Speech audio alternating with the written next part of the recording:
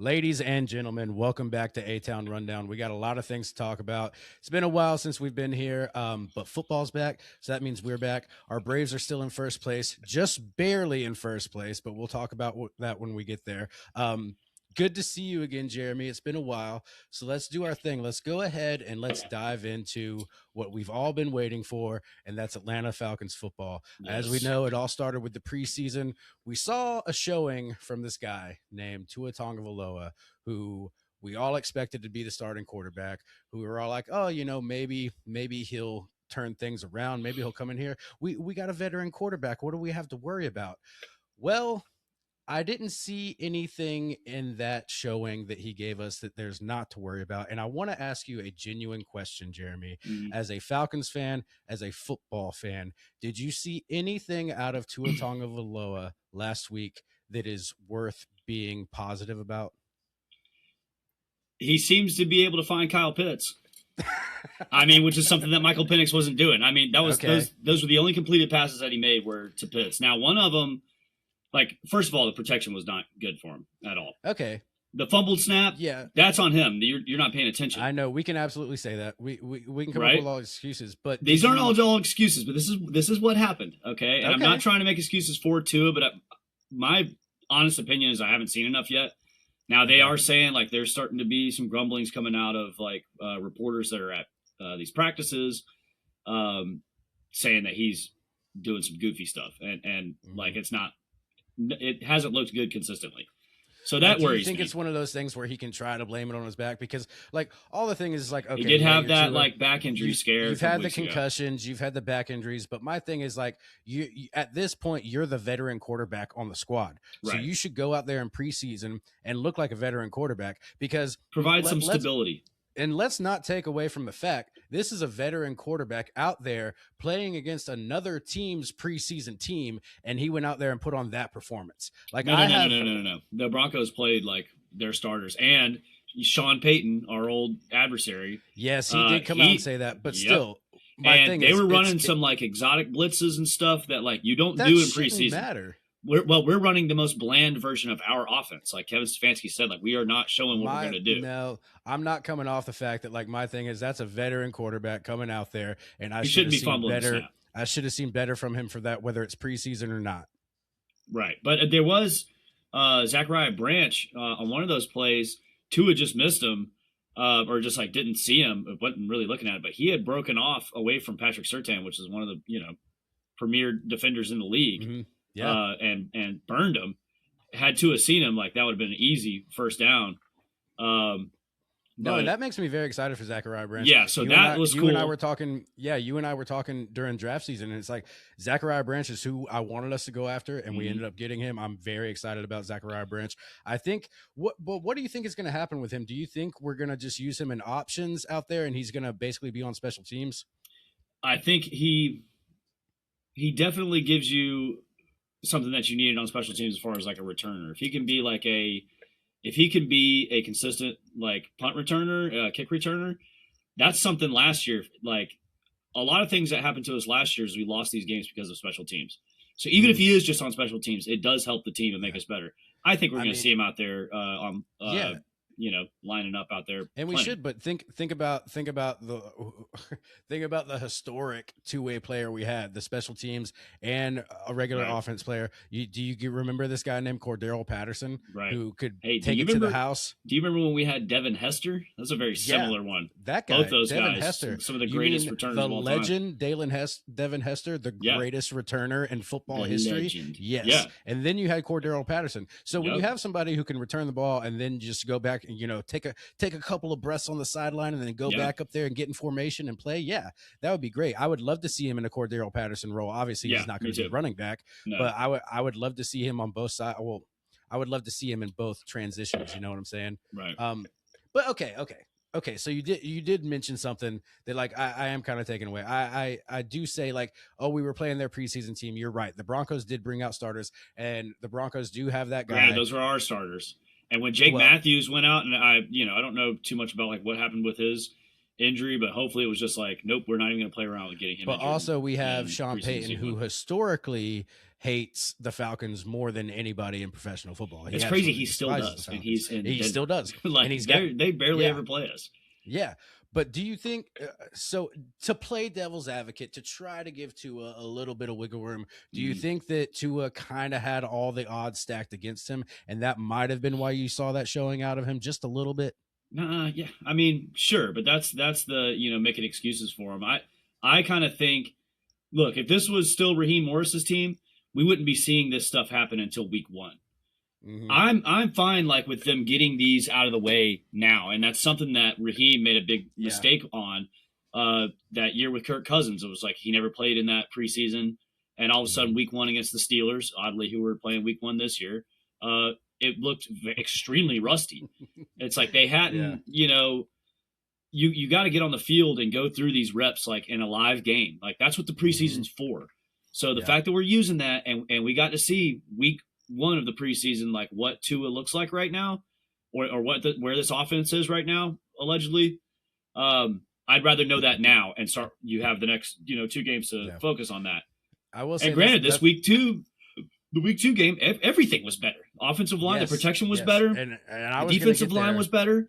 I was going to get there in a second, but secondary you hit. I think is going to be elite for a long time. Yeah, you hit the nail on the head, because what I've heard a lot of discussions about is if you don't throw your starters out there, if you don't see what the problems are in preseason, if you only play your backups, if you don't get everything all out there and you're not fully transparent with what's going on the team, you don't know what to fix. And then you go in there, week 1 and you get caught with your pants down. So maybe it was a good thing. Maybe we saw everything we need to fix. And just like you said, I didn't mean to cut you off. I just wanted to transition into that, because exactly what you're saying is the truth. I think we saw, we ironed it all out in week 1 of the preseason. And then let's go ahead and talk about week 2 in the preseason. Let's talk about Jack Strand. How incredible was that? Oh, it was amazing. Before I even get into Jack Strand, how crazy is it that we're still having this like controversy on like who's going to be our starting quarterback, because now Penix is cleared to play 11 on 11. Well, I'm saying, and then now in comes Jack Strand. And this is something that you and I were very passionate about. I don't think he has a shot at being QB1 or QB2, man. But like, he's got to be QB3. You got to cut Cooper Rush. Yes, you got to take Jack Strand. Like, take the chance on him. If we want to do this, if we want to talk about the stats in preseason, first of all, Cooper Rush's first showing in preseason was god awful. Was worse than Tua's. His second much showing, worse than Tua's. Exactly. His second showing a little bit better, but you can't hold a candle to the guy that was out there before you. You can't hold a candle to Jack Strand. My worry is what we were talking about in the pre-show. My worry is that he's not going to make the roster. They're going to find a way to put him on waivers, and then we're going to see Jack Strand suit up for somebody else and win games for them. Yeah, I'm genuinely worried that that's going to happen. Yeah, so the way it works is you got 3 QBs that you can have on the 53-man roster. Right now you got Tua, Penix, and Cooper Rush. That's probably the order right now. Yeah. And Jack Strand, they could retain him on the practice squad, but he has to go through those waivers first. And you're exactly right. Another team will take a chance on him. We have to. It's like we don't have quarterback luxury right now at all. In fact, like we are the team in the league that everyone knows that about us. That's like the most talked about thing about the Falcons. Yes, but on top of that, we are not the only team that is having quarterback problems. Like we don't have a quarterback luxury, and our problems are way worse than everybody else's. But we're not the only team with quarterback problems. And when you see somebody come out there like Jack Strand, that's what I was about to say. You think the Dolphins would want Jack Strand? Come out like Jack Strand, who's an undrafted free agent, who is literally a diamond in the rough at this moment in the NFL, a pure diamond in the rough, player who came out and did that. Division II player. You think the Dolphins don't want him? Yeah. Have you seen how Deshaun Watson is looking right now? You think the Browns won't take him? And what's going to happen? Hey, let's talk about the Deshaun Watson real quick, man, because I sent you that clip. Yeah, just real quick, and this is Atlanta related. He basically threw a ground ball. Yeah. Oh, he looked awful, but like he had that. I want to talk about a little bit that interview that he had after the game. We're talking about how he was getting booed, and he brought up the fact that he got booed when he got injured by his fans, or quote unquote his fans, at least the Browns fans. And I don't know if he has any fans right now. I sent you that clip and said, "Do you think he regrets picking Cleveland over Atlanta?" Because we all know, like, he had the check. Like all he had to do was accept it. And on top of that, he's the reason we lost Matt Ryan. Yep. But I mean, hindsight, we are so lucky that we did. That's not debatable. I'm not saying like, oh yeah, because I wish that he did choose Atlanta. But at this point, when's the last time we saw Deshaun Watson play in an NFL game? Oh, it's been a hot minute, dude. It's been a long time. Did he play last year? I don't remember. But I don't think he played last year. No. So, and he hasn't looked good in the preseason. So no, I would look at, Shador is probably going to be the starter if I. So that's what I'm saying. There's teams like that would be God, chomping he's getting at paid the so bit. much money, dude. They almost have to. But yeah, there's back to like Jack Strand. That would just be, chomping at the bit to get a hold of Jack Strand. And I'm just worried that the Falcons are going to historically do what they always do and let a talent like that go. Like, in all honesty, like just lose Cooper Rush. Like, what good is he doing you? And in all honesty, and I feel like we only got Cooper Rush because it was like Tua had that back injury scare, and then all of a sudden they rushed out there. They got rid of Trevor Siemian and they replaced him with Cooper Rush. Cooper Rush he's a fine backup, But is he though? I mean, he looked terrible. He looked like he hadn't played football in 8 months. Is what it That's looked what like I'm to me. That first game, second game, he looked fine. And it's like he didn't score. I think the Tyler Goodson 49-yard rushing touchdown. I think that was with Cooper Rush, but everything else was Jack Strand. Yeah, and and this dude, like he was ripping that ball, dropping it right in the basket, like over the shoulder, deep passes, seeing the field, off with no fear, taking off. With no fear. He looks, and he's a big dude. He's like 6'5". Dude, he reminds me of Matt Ryan. Like he looked like Matt Ryan out there. I've heard people say that he kind of like Josh Allen. Like he's prototypical size of a quarterback. That's ambitious, but yeah. And he's got like he's got like the arm thing, the intangible thing about his arm and the way that he throws. That's ambitious just because you know how I am about my Josh Allen. You know how I am. Well, no, I mean like, bro, he rips the ball and he's pretty damn accurate with it. But no, I can see because with him taking off the way he did and the way because he launches that thing, he slings that leather, dude. So it is pretty reminiscent of Josh Allen. It is, but I would be more excited about hearing him like playing with the starters. I'm curious what that would look like. Again, he's a D2 guy, so he's never seen NFL talent like this. Even that first preseason game, he looked interesting. He was probably the most interesting thing to me. But the week 2, it was clearly this kid's got something. I would love to see the Falcons have, like, if Jack Strand is what we believe, like what we saw, if we had that going for us as our QB1, bro, the entire attitude about this team around the NFL. I'm hoping that we can get in a position where he's on the 52-man roster, he's on the practice squad. Let's say, the practice squad thing is too risky, man. Like, because he'll have to go through waivers. I cut Cooper Rush and make him QB3. Yeah. Maybe Tua doesn't work out and you have Penix and Jack Strand. And that's what I'm saying too, is like maybe we're in a situation where we get him on the 53-man roster and Penix and Tua just shit the bed this year. And then next year we go into it knowing like, okay, Jack Strand's going to start. That doesn't mean he's going to win us the game. Doesn't mean we're going to go to the Super Bowl, where we're going to get to see this kid start. And maybe we should draft a backup quarterback, maybe, or sign a free agent that's a veteran to kind of help him in the locker room. I do think there is a very bright future for Jack Strand. Now, I understand everybody's going to jump down my throat. Oh, you only saw him in one preseason game. Right now, with the locker room we have, with the fucking quarterback room we have, one preseason game is all I needed to see out of him. Like right now in this moment, I saw all I needed to see to know that I want to hold on. We've seen 2 with Jack Strand. We've seen 1 with Tua.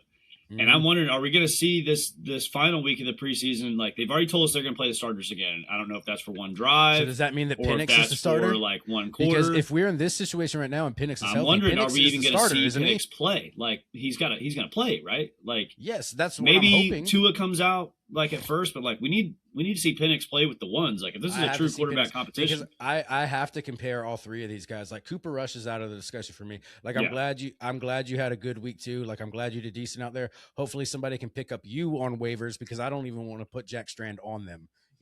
No, yeah, same here. It's like a Cooper Rush. I could take it or leave it, but if I had to pick between him and Jack Strand is a project that I think is worth working on. Clearly. And if he can sit behind Penix and Tua and go through this season and watch these games and go through the routine of being an NFL player every day, who knows what he's going to turn into? Like next year, like you said, he could be our guy. Jack Strand might be that dude. And, like I said this morning. You all got to give him. You got to give him some sitting time too. I mean, how long did Jordan Love sit? And then look at him now; he's great. Right. Yeah, like the whole plan that we have with Penix and Cousins, but that didn't work out. But that didn't work out very well at all. That did not work what out. is this about? What is this about Kirk Cousins getting in a physical altercation with Max Crosby of all people out at Raiders camp?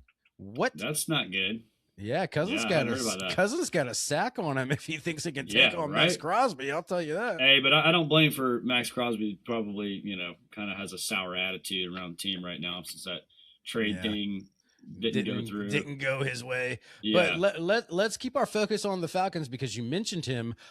Let's talk about our running backs. You mentioned Tyler Goodson. That's somebody who I would like to see as a clear RB3. Yeah. And our running back room is going to be really nice. Like no matter how we go, because even Cash Jones, man, like he looked crazy. Like he looked like, he was catching passes, he was rushing. He looked great, but Tyler Goodson looks great playing against his old team, the Colts. I think coming in, like, first of all, I mean, Bijan is going to be, which by the way, we haven't talked since the Bijan contract. Highest paid running back. Second highest because who got the first? The dude from the Lions. God, what's his Jahmyr Gibbs. Jahmyr Gibbs. Okay. They had to have been talking to each other because it's like Bijan's contract comes out and then literally the next day Gibbs's comes out for $500,000 more. Okay, so they're like, hey, neither of us should sign. 1 day. Yeah. He was the highest paid for 1 day. But since then, we've paid Kyle Pitts, we've paid Drake London, we paid Bijan. So it's like, all right, so your skill players are locked in. When we go back to that conversation we had about safe jerseys to buy, I will say right now, Bijan and Drake do seem like safe jerseys to buy. I bought the Drake buyers. I bought the Drake jersey already. Good, because I think Drake and Bijan are some safe jerseys to buy. The only way I see Bijan leaving the Falcons is if his contract expires and the Falcons are just in the absolute gutter. Other than that, I don't see anything. But what if like the Falcons stay in hell for the next 2 years and there's a number 1 overall pick coming out of college that's going to be a generational quarterback. You think they go, all right, we'll trade Bijan for your number 1 overall. They might, because that's the only thing I can think of happening. I'm not saying that would happen. No, you're right. And I don't want that to happen. When it comes to the business side of football, you got to do what's best for everybody. And if that means like, hey, like I can't afford you what you're worth. This team's in the gutter. I got to take a chance on this kid. Like business is business. You know what I'm saying? But other than that, I would see Bijan staying. And Drake London, I hope he stays for good. Like, I just don't want to spend another $200 on a jersey and then they trade the guy. Everybody who bought that Freddie Freeman World Series jersey, you feel my pain. I didn't. I bought an Ozzie Albies one because I'm a little bit smarter than y'all. Yeah, exactly. Freddie being a free agent was just not it was too risky. The writing was on the wall. Although I've got a Freddie Freeman jersey that, I still wear around sometimes. He's one of those guys, it's still like, people still like Freddie. It's just crazy that Dansby and Freddie, the guys who made the game-winning play, are the ones who were not there the next year. Dansby was there for another year, but then I guess Jock Peterson wasn't there either. Jock Peterson was gone. Solaire was gone. Like a lot of those pieces left. Yeah, I think we kept Eddie Rosario. We kept Rosario for like 1 year because isn't he like in Arizona or something now? I'm not sure where he's playing, but not for us. Yeah. Anyways, we're on football still. Yeah, we're still on. What do you think? What do you think about the QB situation? What's the ideal thing that you see coming? What are you leaning towards? The ideal thing I see coming is that Penix is our clear starter. I know I may sound crazy with that, but I want Penix to be our clear starter under a new head coach. I want to see him play under center. I want to see him play with confidence, and I want to see that knee good. The thing is, I would like there to be, in a perfect world, Let's say the world is perfect and Joey gets everything he wants. I would like there to be a situation where Strand is the backup.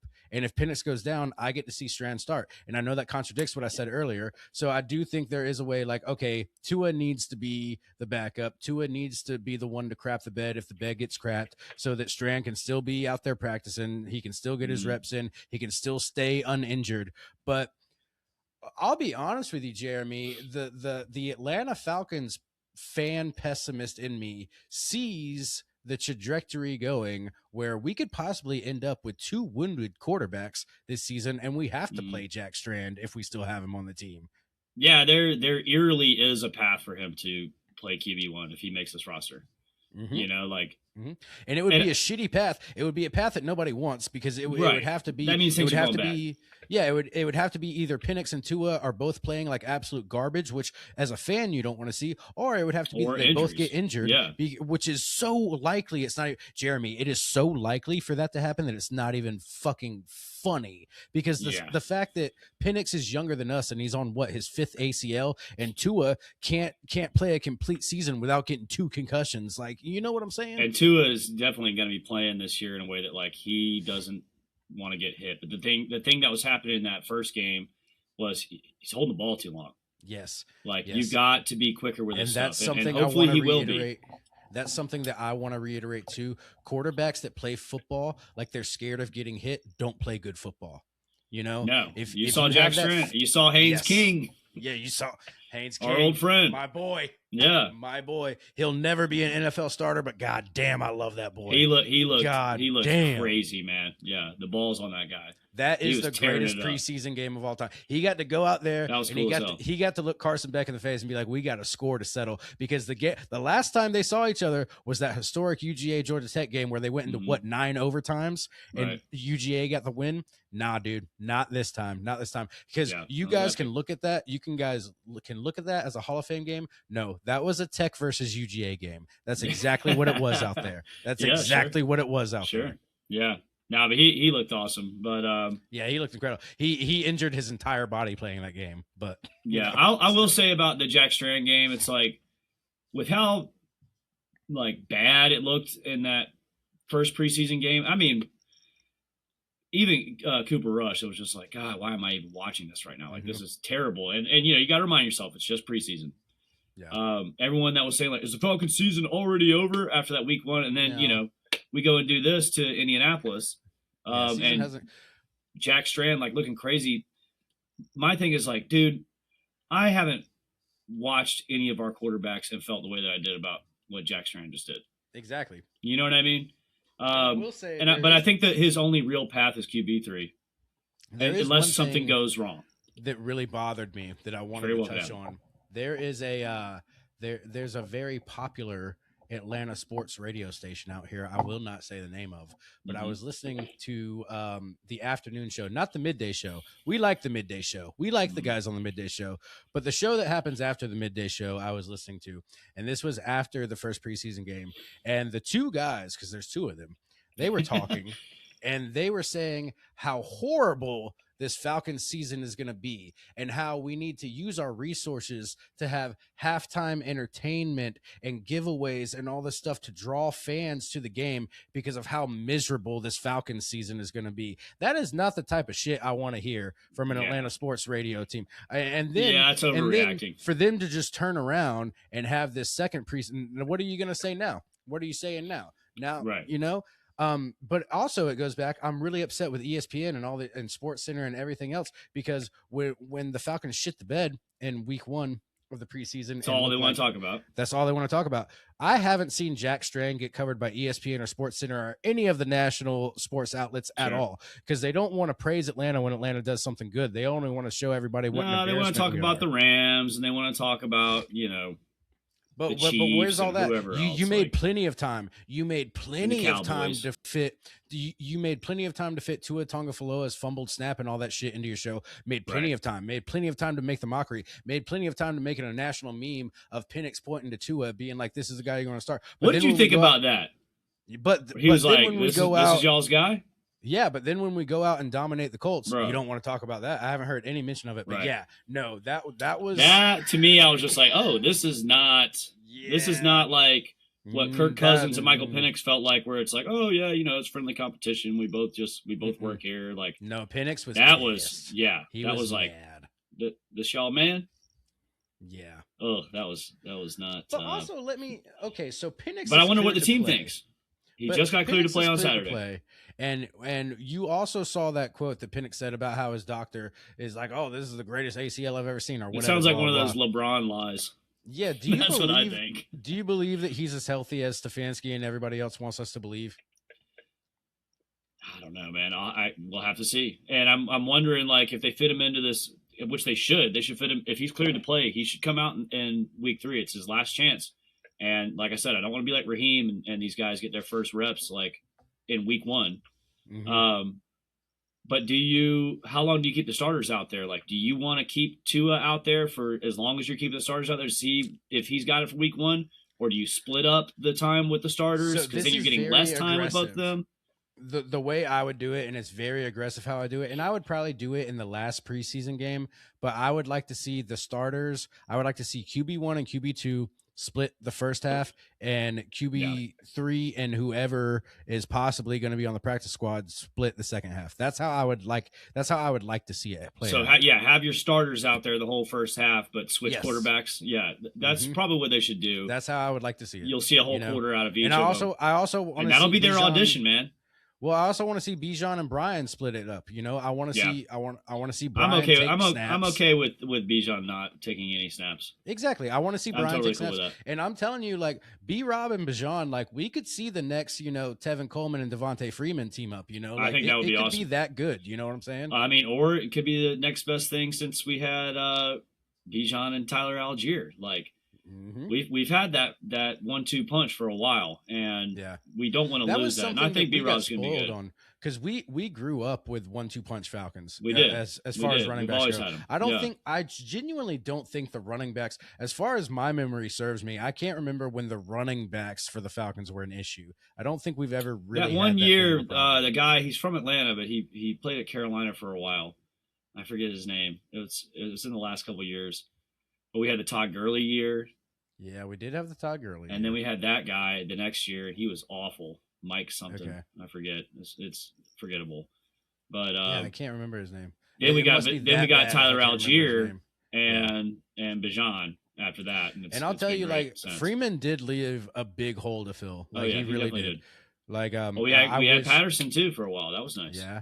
We had Patterson, which was great. And no, I think the guy you're talking about is when Patterson was like close to retirement. So Patterson wasn't at full speed. Was like the RB2, but like he was RB2. Yeah, but they quickly moved him up to getting most of the snaps. Yeah, because the other guy sucked. God, I wish I could remember his name. I can't remember his name either. Shout out to that guy, Atlanta native. Yeah, hope you're listening. Had high hopes for him, but it was forgettable. Yeah. But I also think the defense looked a lot better.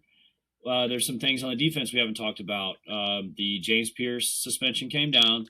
Yep.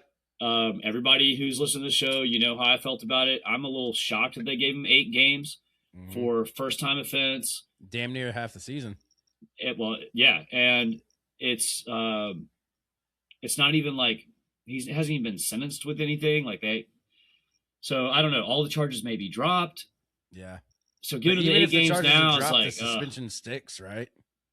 Like I mean, well, the charges can't be dropped for like almost another year. Like that's the deal. It's like if he stays out of trouble for a year, all the charges will be dropped. Which I mean, he's got to have some kind of like Secret Service security team around him at all times, like stopping him from making any kind of bad decisions. But doesn't that mean that if that is technically a suspended sentence, shouldn't his suspension be suspended?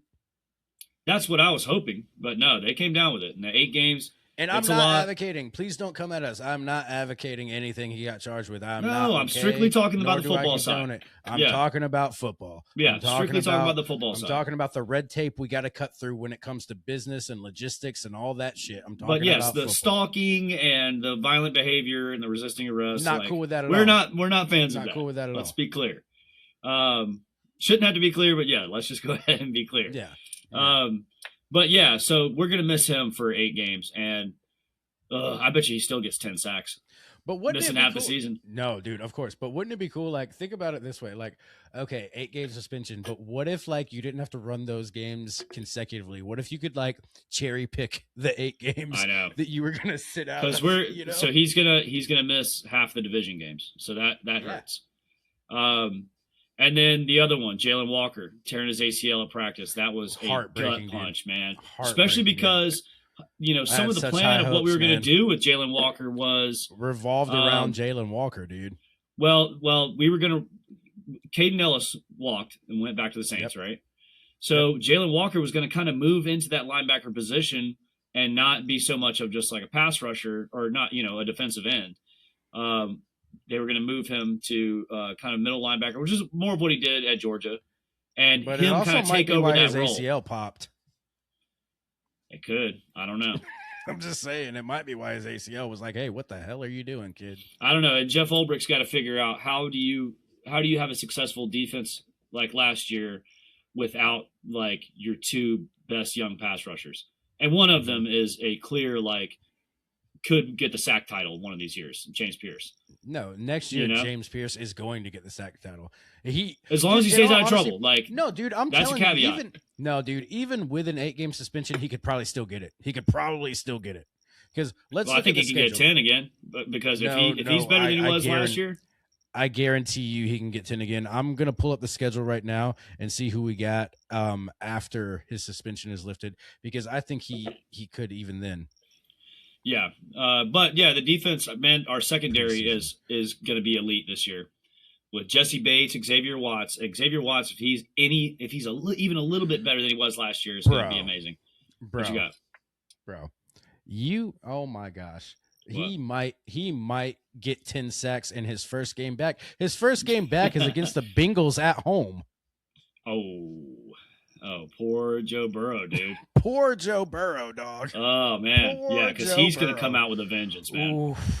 Ooh, I would hate to be you. That's his thing. And I hate to hear, all this stuff happen. And we talked about it a lot, over the summer and back in the spring when all this, first went down. But, it's kind of what makes him an amazing football player. I hate to say it. You know what I mean? Yes, because absolutely. If you remember preseason last year, he was causing scuffles with everybody because he was whooping everybody's ass. Boy. Yeah, he's an angry guy. And when I heard that, I was like, hell yeah, keep doing it. Now, the other things and his issues with women and all that stuff, he's got to figure that out. Yeah, that's not cool. That's the thing that I worry about with him the most is can he stay out of trouble? Because he seems to be a durable athlete. Everyone's going to have injuries, but he seems to be durable. He just needs to stay his ass home. He's exactly go to practice and go home. Be like Drake London. Drake London was in one of those interviews, and it's Atlanta, personalities, rappers, and they're just like, "Yo, so what clubs you like to go to?" And he's like, "I don't go to a club. I don't go. I stay home, play 2K, and that's it." Exactly. I've lived in Atlanta my entire life. Atlanta is the easiest city to get caught up in and get in some fuck shit. The easiest city in the world. Oh yeah, it's especially if you're young and you got money, you can certainly find yourself easiest city in the world to get in trouble. Yeah, I'll tell you. You can have a great time, but yeah, when you're guys like us who don't have all the money in the world and all the bars and stuff, we hang out at our under the radar, and we got homies carrying us home. It's hard for us to get in trouble. But if you have money in Atlanta, you're getting in trouble. You're getting in trouble because they want to make a scene. They want to take your picture. Your video is going to be on the internet. You get in any type of fight. TMZ. You get in any type of shoving match. You go out to the bar and you get in any type of screaming match with anybody, James Pierce, you're getting all those charges. Go the fuck home. Right. Go home. That's what I worry about. Just he's got to stay out of trouble. And then Divine Diablo's dealing with an ankle injury, so we haven't been able to see him this preseason. I think that we saw last year when he got hurt. Though. I think so too. And I know what I got out of him. But yeah, if you remember last year, the defense was looking amazing, and then he broke his arm in that San Francisco game, and all of a sudden Christian McCaffrey goes crazy on us. He is a massive piece of this defense. So but the thing is, getting him back healthy is going to be extremely important. When it comes to Divine Diablo, I know what I can get out of him, and I don't need to see it in preseason. I need him to be healthy in week 1. Right. Yeah, same here. And, I think that what I was saying earlier is our secondary has so much depth and so many, bad mofos on there, Jesse Bates, Xavier Watts, Billy Bowman coming back. AJ Terrell, Avion Terrell, like Jesse Bates is getting on up there in age, though. How many years do you think we got out of him left? well, we know his replacement, Xavier Yeah, Watts. that's true. Like he's going to be a veteran by the time that happens. Hopefully we can get a couple good years out of Jesse and Jesse's been a godsend, dude. Jesse Bates, you're the man, dude. What an incredible last year, but I think that like some of his shine was getting stolen by Xavier Watts, and I think that Jesse Bates being so good means that teams throw more towards Xavier Watts, and that gives him opportunities to do what he did last year.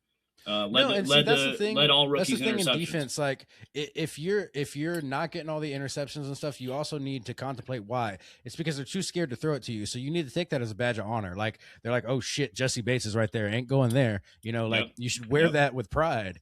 Exactly. No, I think that's a good thing. And so having those two together is awesome. But other guys are going to eat. Like there's no one you should feel safe throwing towards.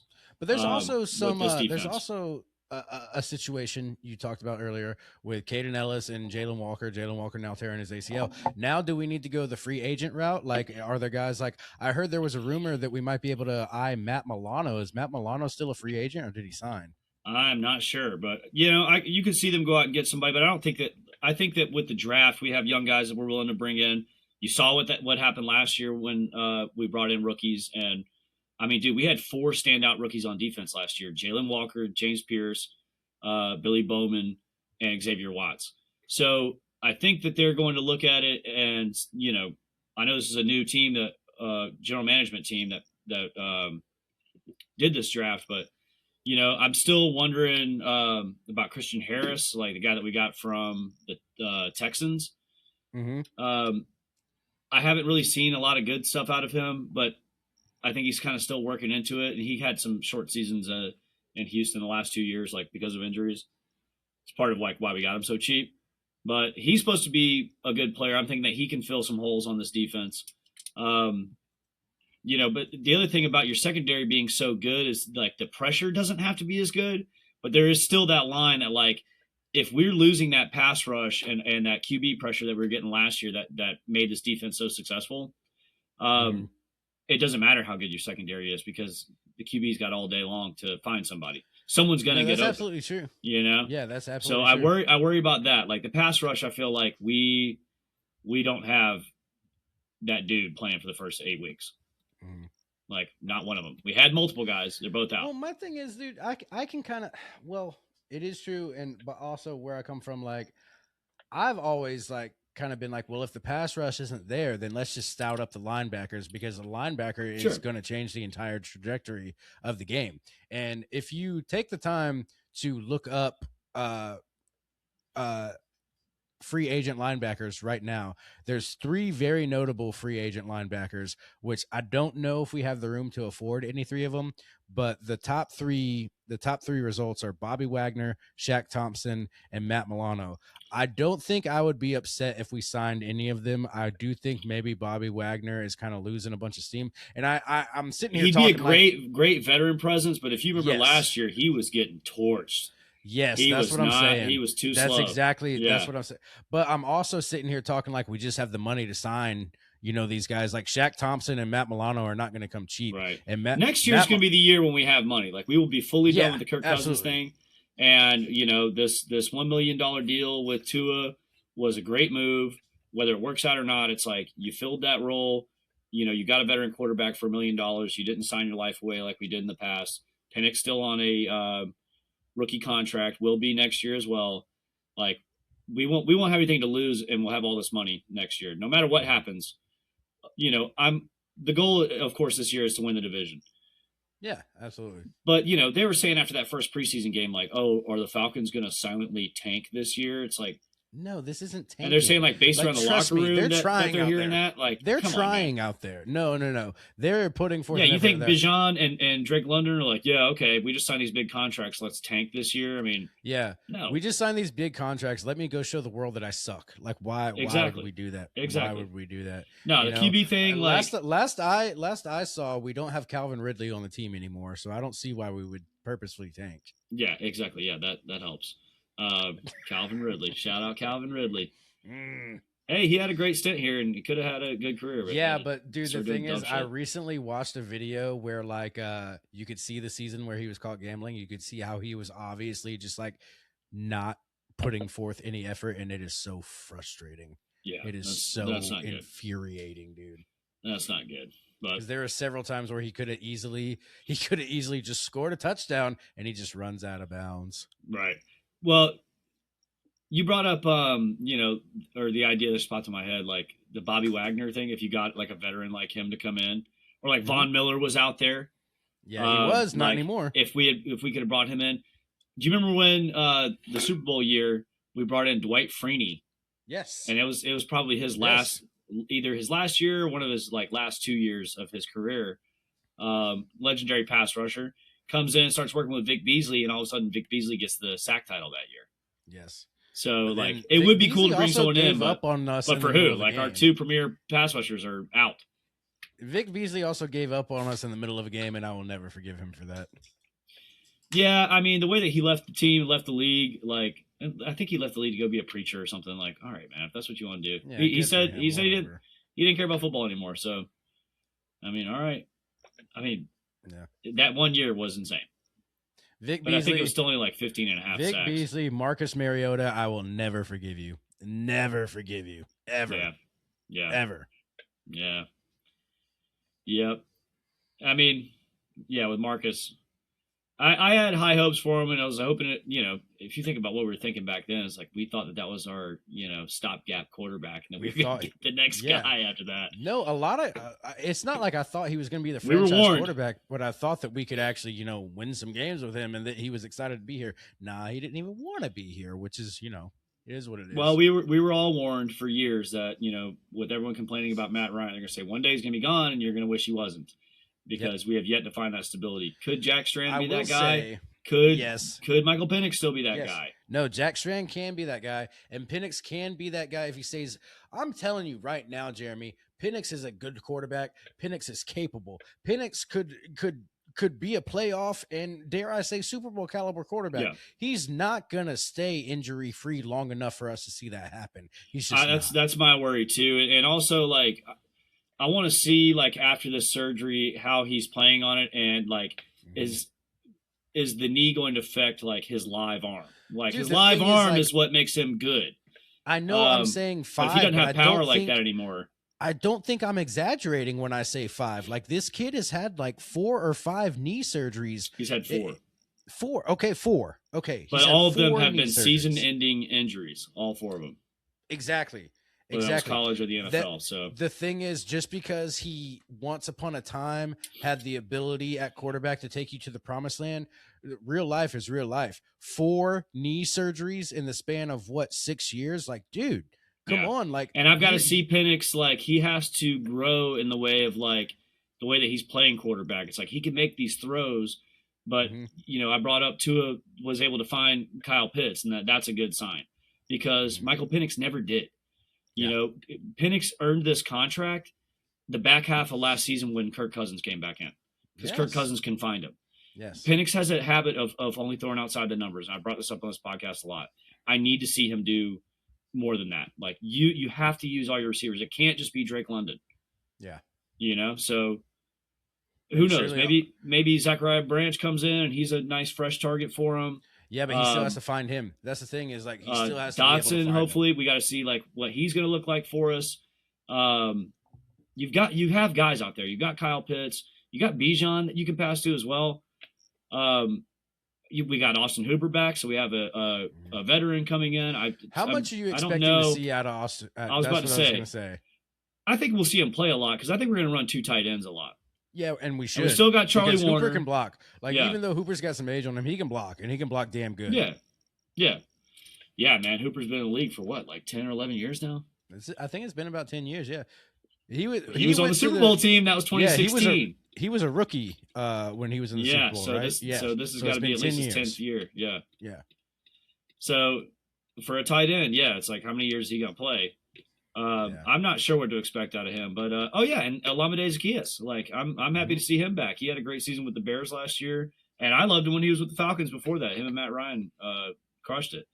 Yeah, So they did. There's guys out there to throw to. Are you going to throw to him? I need to know that about Michael Penix, and we all got to see exactly what this I'm knee saying. looks And like. then, but my thing is, this year is going to answer the question to me, because last year we blamed it on Raheem. We blamed it on, oh, he's not being trained, understanding this, that. Mhm. This year, to me, is going to prove your actual ability as an NFL quarterback. Like, Right. your actual ability. Like, are Right. you able to do this? Are you able to spot the open man? Are you able to drive down the field? Are you able to stay healthy? Are you able to avoid the rush?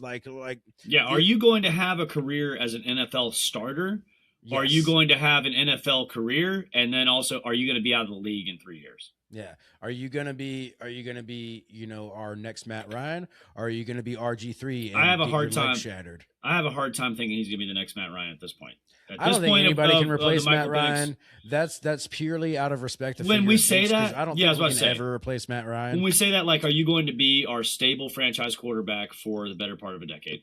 Exactly. I'm not sure that I'm like, well, I know that I'm not sold on that for sure. I'm not saying it will not happen and it cannot happen, but where I'm sitting, I don't see that happening. I think more than likely Michael Penix will end up bouncing around the league as a backup if he does get more NFL contracts. I hope he does. Unfortunate. It's so unfortunate how Atlanta Falcons fans are, and I say this because we're one of them, and we're guilty of this as well. Maybe not in this situation, but we're guilty of this from time to time. You truly don't know what you got till it's gone. And now, finally that he's 5 or 6 years removed, finally people are realizing what we had with Matt Ryan. 5 years of hell. Finally, people are realizing, oh, Matt Ryan really was that guy. Oh, he actually is the best quarterback Atlanta's ever had. Oh, my God, I wish I didn't talk all this shit about Matt Ryan. Oh, I wish that we never entertained the idea of Deshaun Watson. Now we're finally admitting that 5 years too fucking late. Yeah, oh yeah, but look, we do have him back. He's back in the building. Mm-hmm. That kind of gives me hope about this Jack Strand situation because Matt Ryan sees this. This kid, look, he's got something special. Cooper Rush is a guy he was making the call on this rushing touchdown. Did you hear how excited he was? Oh, I didn't even hear that. No. Yeah, he was making the call.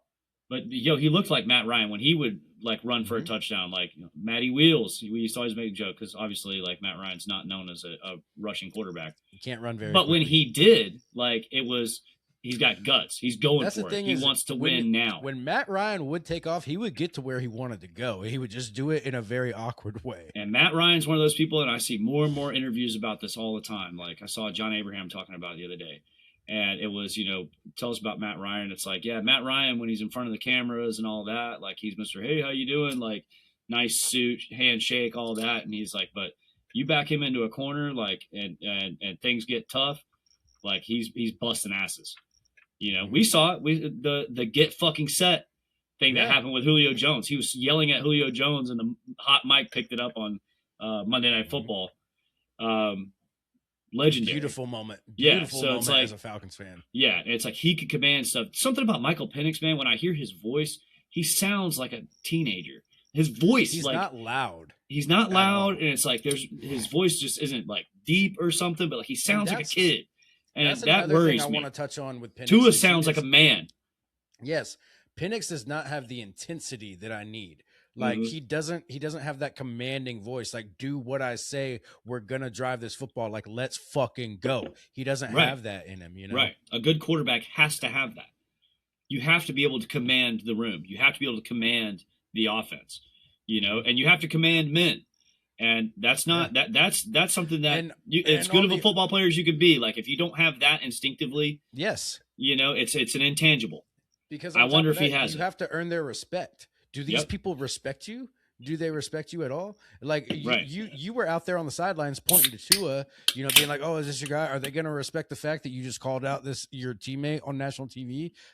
How do they feel about you? You know what I'm saying? You have to earn their trust. You the guys that aren't getting the ball, the guys that are getting the ball. You have to work with them. You have to make sure they know that if I'm open, he's got me. I can understand him. I can trust his play calling. I can trust his audibles. He's going to make good decisions. I mean, I'll be honest with you, like what we've seen from Penix, like he's capable, but he's just not there yet. And this is my deciding factor year. Like if Penix comes out there, he's the starting quarterback, he's healthy, Tua's on the side, which Tua deserves to be benched. I don't give a fuck. I like, in all honesty, if Tua was our only option today, I would start like Jack Strand would be QB1 tomorrow. Like, okay. I'm sorry. He just fucking would be. I'm sorry. I don't have faith in Tagavoiloa. I just fucking don't. I'm not in or out on him yet. I gotta see more. But I'm just saying, like, 2 preseason drives.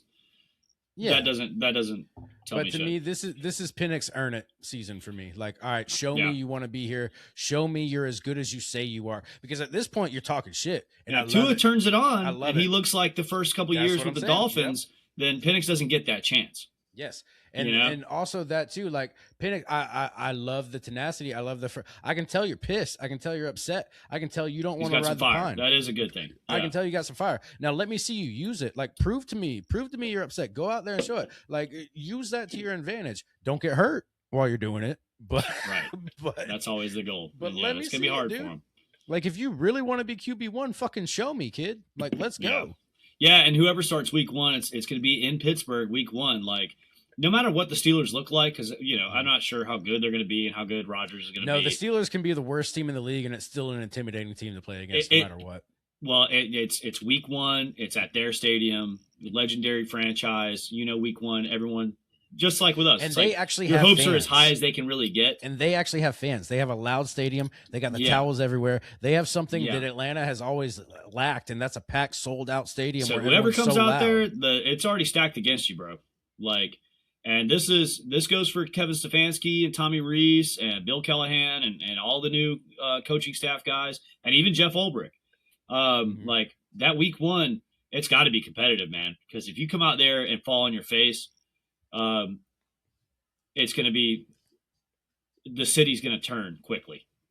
Like the new regime has got to win us over early. If they can go. If they can go 3-2 in the first 5 games, like okay, we'll ride with you.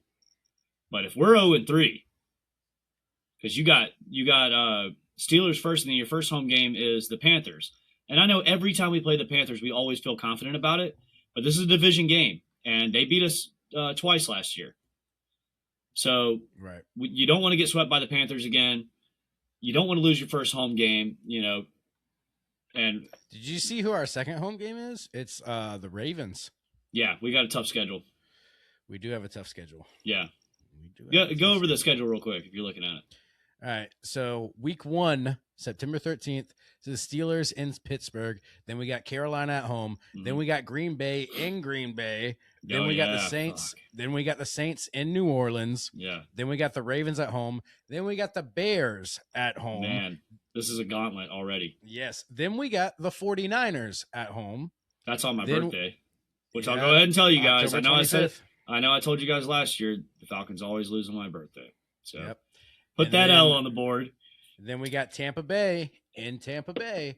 But then this is where the sun might start shining, because this is when James Pierce comes back, and it's at home against Cincinnati. Right. And then we are at home against the Chiefs.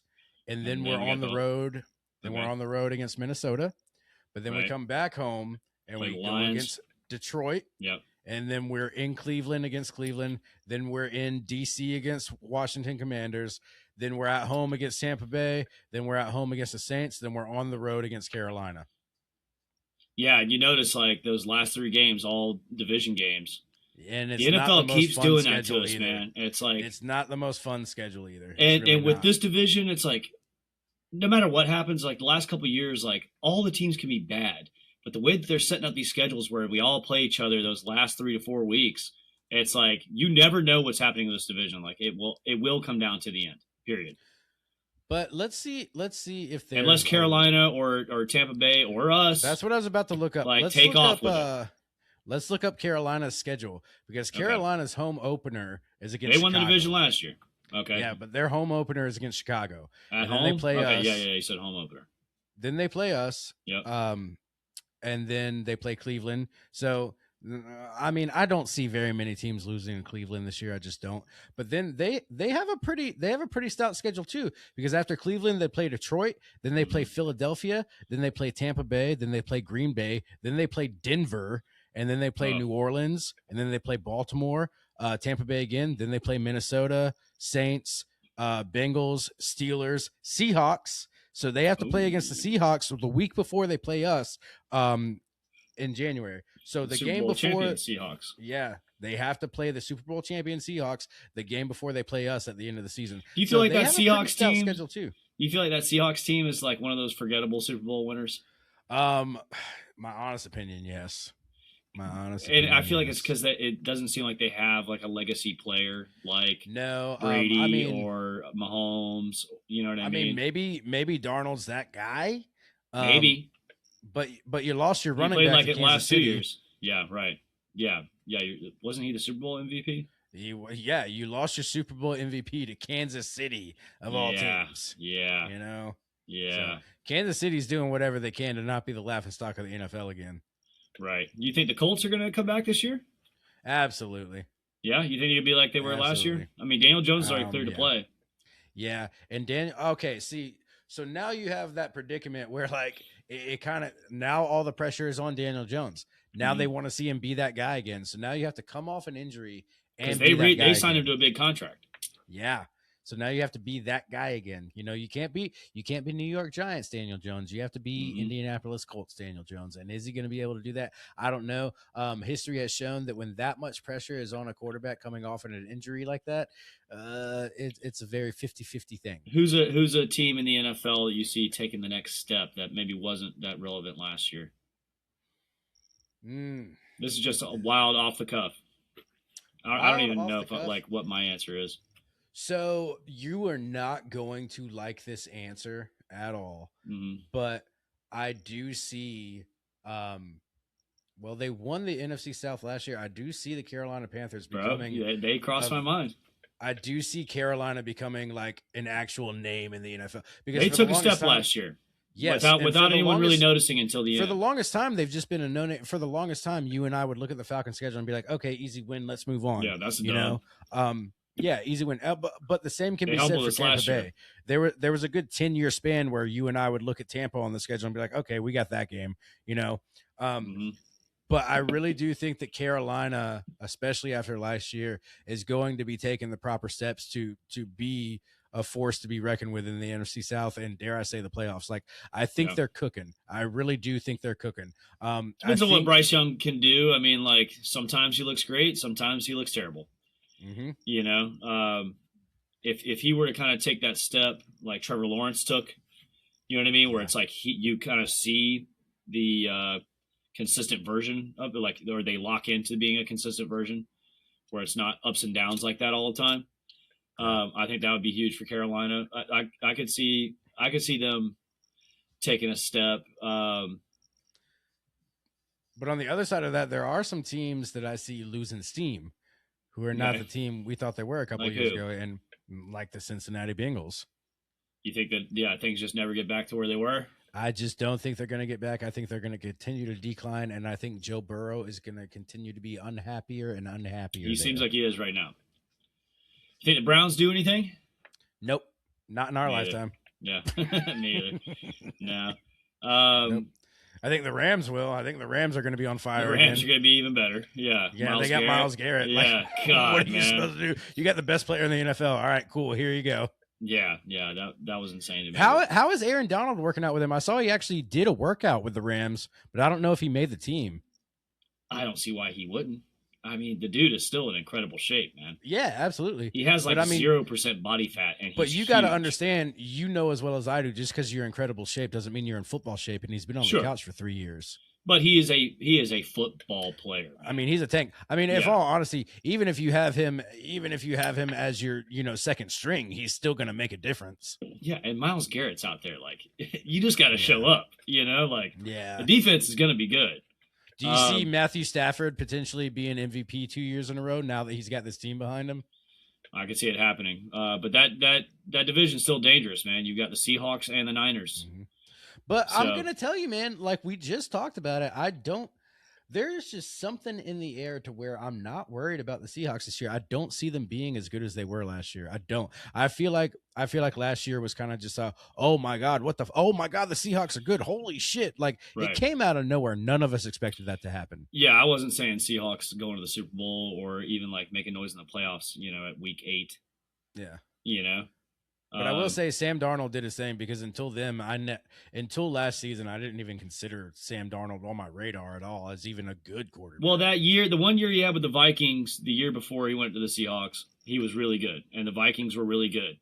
But they had, they decided they were going to take their chances with J.J. McCarthy instead, and let him go on to the Seahawks. So I was thinking but I was thinking it was kind of like a fluke, and I'm looking at Daniel Jones this year to see if last year was a fluke for him. Clearly it wasn't for Sam Darnold because he did it 2 years in a row and he won a Super Bowl the second time. Yeah. With Daniel Jones, it's like, are you going to come out? Are the Colts going to be that good? Because when he went out is when everything went to shit. That was the clear issue. And so he was that big of a difference maker on the Colts. And it wasn't just their offense is good no matter who you put out there. Phillip Rivers. Shout out to Phillip Rivers, though. It was awesome seeing him come back. He came back and did it. Yeah. He did come back and do it, None of us thought you could, but you did. He did it. So that was cool. And it was cool of the Colts. Like, I'm sure it was cool for the fans, like, to be able to root for him again. Unfortunately, it didn't work out for them. But, yeah, I'm looking at him to see, like, was that a fluky year, or are you really that guy now? I'm believing that Sam Darnold he's going to continue to be that consistent. Because he's going to be with Seattle for a while, and they got a lot of great pieces. Yeah. And clearly he's fitting in well there, and great coaching and all that. Hopefully the Falcons have great coaching, man. Like, this is the test. Only time will tell, and I'm telling you, there's a lot of things about this season that it's kind of just like the proving grounds for me this season, Mm-hmm. But we'll see. I'll tell you, man, though, I'm about to piss my pants, so... Well, don't do that on the show, bro. But yeah, we can wrap it up. Do that on the show. This is a solid hour. Yeah. So hopefully if you're listening, you're in a position where you don't have to piss your pants. But this has been a great show. It's been a great welcome back. Glad had a lot of life stuff going on. We had to take a little hiatus, but we are back. We're going to be back on schedule. Everything's going to be according to plan. Make sure you follow us on all of our socials. Every social that there is, except for Facebook. You can find us on A-Town Rundown. Let's go. Let's rise up. Good to be back. Let's go. Rise up, baby. And we'll talk about Braves next week. Yep. See you guys next week.